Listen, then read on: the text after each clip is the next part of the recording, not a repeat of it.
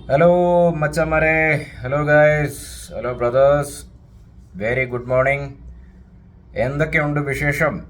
അറിയാലോ, വിശേഷം എന്ന് പറഞ്ഞു കഴിഞ്ഞാൽ UFC 300, UFC 300 ആവേശം. തമ്പനിയിൽ കണ്ടിരിക്കുമല്ലോ, ആവേശം, പൊളി, ഭീകരം, അത്ഭുതം, അവിശ്വസനീയം, എത്ര പറഞ്ഞാലും മതിയാവത്തില്ല. പിന്നെ ഞാൻ പറയുന്നു, എന്തിനാണ് സൂപ്പർ സ്റ്റാർസൊക്കെ? സൂപ്പർ സ്റ്റാർസിൻ്റെ ഒന്നും ഒരു ആവശ്യവുമില്ല. അവരെ കൊണ്ടൊന്നും എന്താ പറയുക, നമ്മൾ വല്ലാതെ നമ്മൾ ഒരു പ്രത്യേക ഇമോഷനിലാണ് ഇപ്പോൾ. സന്തോഷമാണോ സങ്കടമാണോ? സത്യം പറഞ്ഞാൽ സന്തോഷമാണോ സങ്കടം കൊണ്ടാണോ കണ്ണ് നിറഞ്ഞു പോയി. നമ്മുടെ അത്ര ഇമോഷണലായി. ഒരു ഭ്രാന്തമായിട്ടുള്ള UFC ആരാധകന് മാത്രമേ അത് മനസ്സിലാവത്തുള്ളൂ, ഫീലിംഗ് കിട്ടത്തുള്ളൂ. സൂപ്പർ സ്റ്റാർസിൻ്റെ ഒന്നും ഒരു ആവശ്യമില്ല. നമ്മൾ അല്ലേ, ഇങ്ങനെ ഒരു പെർഫോമൻസ് ഉണ്ടെങ്കിൽ, സത്യം പറഞ്ഞാൽ ഡാന വൈറ്റാണ് ജയിച്ചത്. ഗംഭീരമായിരുന്നു, അതിഗംഭീരമായിരുന്നു. എല്ലാ ഫൈറ്റ്സും ഒന്നിനൊന്ന് മെച്ചം. അതിൽ നമ്മൾ പ്രതീക്ഷിച്ച പോലെ തന്നെ ആ ഒരു 2 ഫൈറ്റ്സ്, മറ്റേതിനെ കുറച്ച് കാണുകയല്ല, പക്ഷേ ഈ 2 ഫൈറ്റ്സ്, അതായത് അലക്സ് പെഹേര, ജമഹാൽ ഹിൽ ആൻഡ് നമ്മുടെ ജസ്റ്റിൻ ഗേജി, മാക്സ് ഹോളോവേ, ഈ 2 ഫൈറ്റുകൾ എൻ്റെ പൊന്നു മച്ചാനെ ഒരു രക്ഷയില്ലായിരുന്നു. ആദ്യം തന്നെ നമുക്ക് ഈ 2 ഫൈറ്റിനെ കുറിച്ച് തൽക്കാലം ചർച്ച ചെയ്യാം. ഞാൻ പറഞ്ഞില്ലേ, ഇത് തന്നെയാണ് മെയിൻ ഇവൻറ്റിന് പറ്റിയൊരു സംഭവം തന്നെയാണ്, അലക്സ് പെഹേര, ജമാൽ ഹിൽ. പക്ഷേ ഈ ഒരു 2 ഫൈറ്റിൽ, മറ്റ് പ്രഡിക്ഷൻസ് ഒക്കെ എനിക്ക് തോന്നുന്നു എൻ്റെ അത് കറക്റ്റ് ആയിരുന്നു, പക്ഷേ ഈ ഒരു 2 ഫൈറ്റിൽ എൻ്റെ പ്രഡിക്ഷൻസിനെ കാറ്റിൽ പറത്തിക്കൊണ്ടാണ് ഈ 2 ഫൈറ്റ് നടന്നത്. അതായത് ഞാൻ പറഞ്ഞിരുന്നത് ജമഹൽ ഹിൽ ജയിക്കുമെന്നാണ്, പക്ഷേ ഈ രീതിയിൽ തോക്കുമെന്ന് ഞാൻ സ്വപ്നത്തിൽ പ്രതീക്ഷിച്ചില്ല. മച്ചാനെ, അലക്സ് പെഹേര എന്നൊക്കെ പറഞ്ഞാൽ ഒരു രക്ഷയില്ല. നമ്മൾ ഇതിനു മുമ്പ് നമ്മുടെ യൂട്യൂബ് ചാനലിൽ ഹാൻഡ് പവറിനെ കുറിച്ച് ഡിസ്കസ് ചെയ്തിരുന്നു. എനിക്ക് തോന്നുന്നു ഇത്രയും പവർ എങ്ങനെയാണ് ഒരു മനുഷ്യന് കിട്ടുന്നത്? ഒരുപക്ഷെ വർഷങ്ങളുടെ പ്രാക്ടീസ് ആയിരിക്കാം, പിന്നെ ജെനറ്റിക്സും ഉണ്ടായിരിക്കാം. നിങ്ങൾ കണ്ടിരുന്നോ ജമഹലിന്റെ അവിടെ ഫേസിൽ കണക്റ്റ് ആയത്? അതെനിക്കൊന്നും ശരിയാവണമെന്ന് കണക്റ്റ് പോലും ആയില്ല, ജസ്റ്റ് ഒന്ന് അല്ലേ. പക്ഷെ വന്ന ഫോഴ്സ് ഗംഭീരമായിരുന്നിരിക്കണം. കാരണം അത് പതിച്ചുടനെ പുള്ളി ജീവശവം പോലെ താഴെ വീഴുമായിരുന്നു. അതാ ഞാൻ മുമ്പേ പറഞ്ഞില്ലേ, സന്തോഷമാണോ സങ്കടമാണോ, ഇത്ര ഗംഭീരമായിട്ടുള്ള ഒരു ഇവൻറ്റ് ആയിരുന്നു അത്. ഞാൻ എപ്പോഴും പറയുന്ന പോലെ, ചക്ക വെട്ടിയിരുന്ന പോലെ ജമഹലിൽ താഴെ പോയി.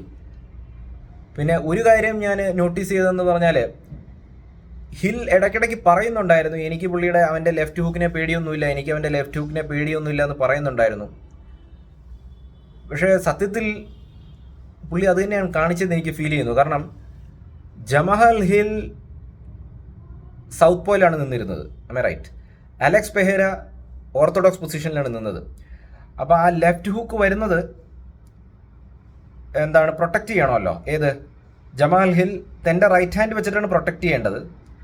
ഗാർഡ്, നമ്മൾ കുറ്റമൊന്നും പറയല്ലോ, കുറ്റമൊക്കെ പറയാൻ നമ്മളൊക്കെ ആര്? ഇവരെയൊക്കെ സത്യം പറഞ്ഞാൽ ഭൂമിയിലെ ദൈവങ്ങളാണ് അല്ലേ, വാരിയേഴ്സാണ്, സിംഹങ്ങളാണ്. അപ്പോൾ ജമഹൽ ഹിലിൻ്റെ കൈ ഉണ്ടല്ലോ, പുള്ളി ഒട്ടും തന്നെ കെയർ ചെയ്യുന്നുണ്ടായിരുന്നില്ല. റൈറ്റ് ഹാൻഡ് താഴെ തന്നെ ആയിരുന്നു. പെട്ടെന്നാണ് അത് കയറി വന്നത് അല്ലേ. കണ്ടിരുന്നോ? ഞാനത് വീണ്ടും റിപ്പീറ്റ് അടിച്ച് കണ്ടു. Like left hook from hell. അത് പതിച്ചു താഴെ പോയി, നമുക്ക് വിശ്വസിക്കാൻ പറ്റത്തില്ല, ആ രീതിയിലാണ് അവിടെ തീർന്നു അത്. മൈ ഗോഡ്, ഫസ്റ്റ് റൗണ്ടിൽ ഇപ്രകാരം തീരുമെന്നുള്ളത് നമ്മൾ സ്വപ്നത്തിൽ പോലും നമ്മൾ പ്രതീക്ഷിക്കുന്നില്ല. അപ്പം അലക്സ്, ഇവരൊക്കെ ഉണ്ടല്ലോ, ഈ വർഷങ്ങളുടെ പ്രാക്ടീസിന് ശേഷം ഇവർ ലൈക്ക് ഗോഡ് ലൈക്ക് ആവുകയാണ്.